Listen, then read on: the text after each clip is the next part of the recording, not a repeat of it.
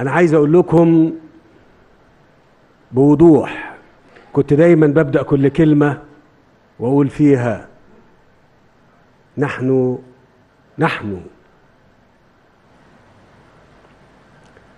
ناس شرفاء أمناء. خلي بالكم من الكلام ده كويس. اوعى تفتكر انك انت بتقف ورا غدر ولا خيانة ولا مكر ولا دسائس.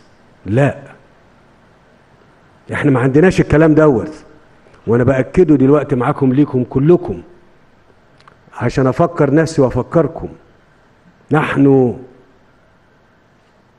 لا نخون ولا نتآمر ولا نغدر ولا نكيد. نحن مؤسسة شريفة وطنية اتعاملت بمنتهى الاحترام والتقدير والشرف لمدة سنة كاملة، وببدأ كلامي بده. الشعب المصري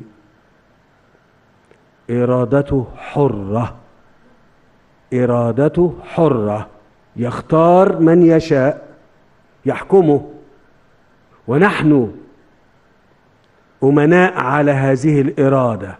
الجيش والشرطة دلوقتي أمين على إرادة الناس في اختيار حكامها. صحيح.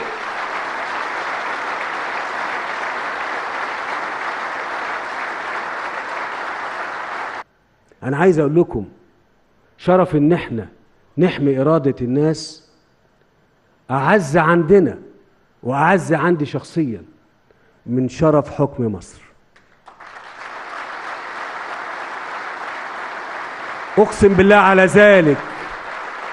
شرف حماية إرادة الناس وحريتها في إنها تختار ما تشاء وتعيش كما تشاء أعز وأشرف عندي أنا، أقسم بالله، من حكم مصر.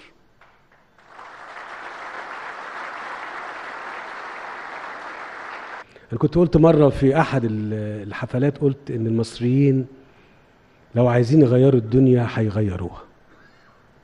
وبقول للمصريين دلوقتي